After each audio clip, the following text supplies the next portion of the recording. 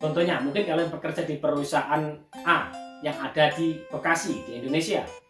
Dan kalian mempunyai skill yang bagus, etos kerja yang bagus. Tidak menutup kemungkinan kalau perusahaan tersebut mempunyai perusahaan juga di Korea, kalian akan dipromosikan dan dikirim untuk bekerja di perusahaannya yang ada di Korea Selatan.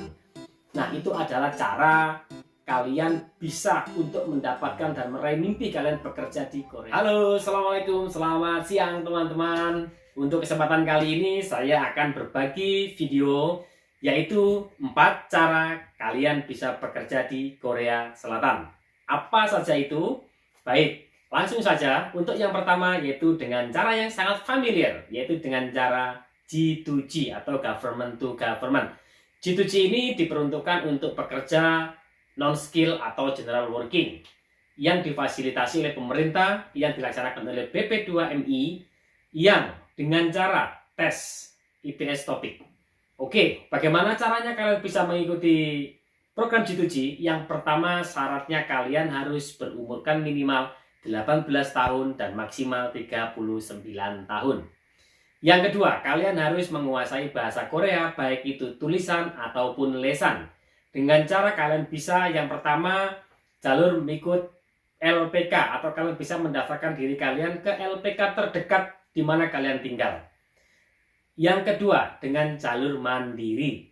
Untuk jalur mandiri ini kalian bisa mempelajari IPS topik dengan sendirinya, yaitu terdiri dari ada 60 bab. Mulai dari kosakata, belajar bahasa, budaya Korea, bekerja di Korea, nanti banyak yang lainnya. Jika teman-teman sudah merasa menguasai, bisa dan mampu untuk mengikuti tes, silakan daftarkan diri kalian ke BP2MI. Dimanapun sekarang kalian bisa mendaftarkan. Yang pertama, kalian bisa membuka websitenya bnp2tki.go.id. Untuk detailnya nanti akan saya letakkan di deskripsi. Silakan kalian ikuti websitenya. Untuk teman-teman dari LPK, sudah pasti kalian akan diarahkan untuk sampai menuju ke Korea Selatan. Yang pertama, kalian harus mengikuti IPS topik tes. Tesnya dari IPS topik, pastikan diri Anda sehat, tidak cacat permanen, dan tidak buta warna parsial. Oke, itu syarat yang pertama. Jika kalian sudah lulus tes IPS topik, maka nanti untuk langkah selanjutnya kalian akan diarahkan yaitu sending data, yaitu melamar pekerjaan di Korea. Untuk proses sending data ini ada yang cepat dan juga ada yang lambat. Perlu digarisbawahi teman-teman, jika ada yang menawarkan akan dipercepat kalian prosesnya, itu tidak mungkin, karena yang menandatangani SLC kalian adalah pihak dari HRD Korea sendiri. Jadi jangan pernah mengikuti kata-kata orang-orang yang tidak bertanggung jawab. Tetap fokus belajar. Tunggu nanti kalian setelah melamar akan turun SLC. Nah, kalau SLC turun, nanti kalian akan diarahkan kembali untuk mengikuti preliminary training. Apa itu preliminary training? Preliminary training kalian akan dikumpulkan di suatu gedung di BNP2TKI, mungkin ya di Jakarta. Selama 5 hari di situ kalian akan diberi pembekalan.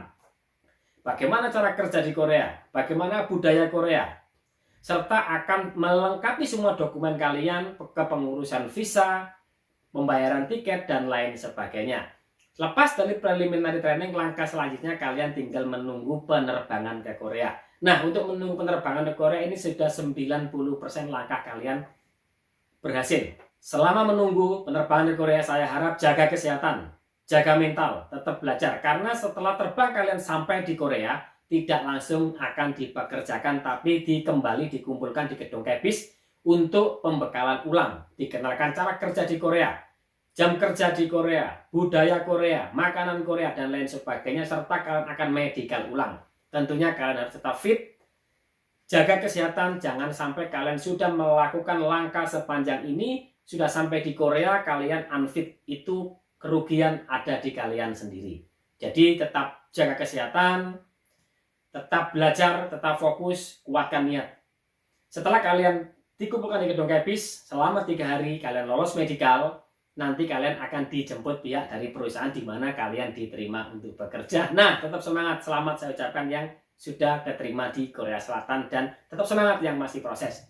Untuk langkah yang kedua, yaitu kalian bisa melalui program skill atau pekerja skill dengan visa E7. Contohnya, sekarang di Korea itu adalah negara produsen kapal terbesar di dunia, khususnya di kapal-kapal yang bermuatan oil dan gas, ya, kapal-kapal tanker. supertanker, kapal besar. Di sini diperlukan sekali banyak tenaga kerja welding dengan syarat kalian mempunyai sertifikat welding internasional, benar-benar bisa mengelas.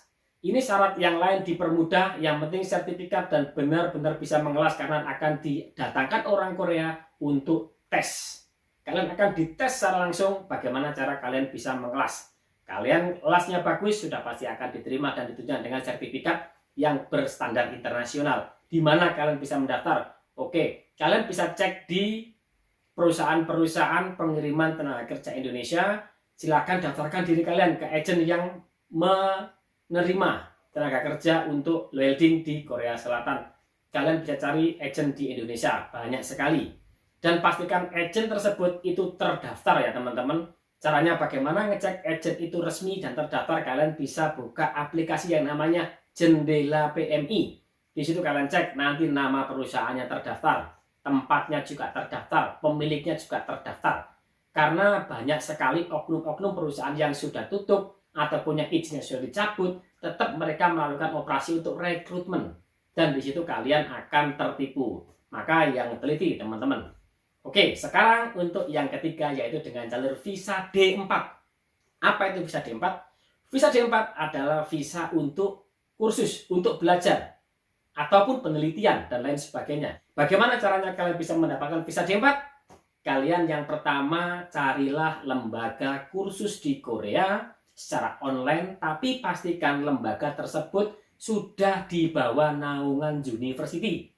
Karena kalau lembaga kursus tersebut tidak di bawah naungan universitas, tidak bisa kalian akan ditolak. Pastikan kalian mendaftar dulu, sudah membayar, ada bukti bayar, dan kalian diterima di lembaga kursus tersebut, kalian bisa mengajukan visa D4 di KVAC. Nah, setelah kalian belajar, masuk di Korea, sudah 3 bulan di Korea, dan sudah mencapai level bahasa tertentu, kalian bisa mengajukan untuk kerja part-time. Nah, di situ nanti akan pintu masuk, kalian bisa bekerja di part-time, tapi tidak semua bidang pekerjaan boleh. Nanti ada kerjaan-kerjaan yang diperbolehkan dan tidak diperbolehkan akan diperjelas di perizinan kalian. Setelah kalian sudah 6 bulan di sini, sudah kerja part-time, kalian bisa mengajukan untuk bekerja di sektor pekerjaan yang dibutuhkan. Nah, dari pekerjaan tersebut, kalian sudah mendapatkan salary yang pasti, penghasilan yang pasti, kalian bisa mengajukan visa E7 untuk fondasi kalian, pegangan kalian bekerja di Korea Selatan secara jangka panjang. Tentunya teman-teman harus tetap semangat. Semuanya butuh proses, tidak ada yang instan. Itu tadi adalah dengan cara kerja skill visa E7, mungkin welding, koki, dan lain sebagainya. Oke, sekarang yang keempat yaitu antara perusahaan ke perusahaan. Dengan cara bagaimana? Banyak sekali teman-teman saya yang berhasil dengan cara ini. Yaitu kalian bekerja terlebih dahulu di perusahaan Korea yang ada di Indonesia. Contohnya, mungkin kalian bekerja di perusahaan A yang ada di Bekasi, di Indonesia. Dan kalian mempunyai skill yang bagus, etos kerja yang bagus. Tidak menutup kemungkinan kalau perusahaan tersebut mempunyai perusahaan juga di Korea, kalian akan dipromosikan dan dikirim untuk bekerja di perusahaannya yang ada di Korea Selatan. Nah, itu adalah cara kalian bisa untuk mendapatkan dan meraih mimpi kalian bekerja di Korea Selatan. Oke teman-teman, tadi 4 cara kerja ke Korea Selatan yang sudah saya sampaikan. Yang pertama melalui program G2G, yang kedua program visa E7, yang ketiga dengan program visa D4, yang keempat dengan dari perusahaan ke perusahaan. Oke teman-teman, saya ucapkan selamat bagi kalian yang sudah di Korea Selatan. Semoga kalian berhasil menggapai mimpi kalian, mewujudkan menjadi kenyataan, dan sukses selalu serta selamat. Dan teman-teman yang masih proses, tetap semangat. Raih mimpi kalian, tunjukkan bahwa kamu bisa. Jika video ini bermanfaat, don't forget like, comment, and subscribe, serta share ke teman-teman yang membutuhkan. Jika ada yang kurang, mohon silakan tinggalkan di kolom komentar, kita diskusi dengan etika medsos yang baik. Oke teman-teman, saya akhiri, cukup sekian dari saya. Wassalamualaikum warahmatullahi wabarakatuh. Sampai jumpa. Kita dari Arka Duta Internasional. Selamat siang Indonesia. Sekarang saya lagi di Turki ya, tepatnya kita lagi di depan Hagia Sophia. Say hi. melakukan sholat duhur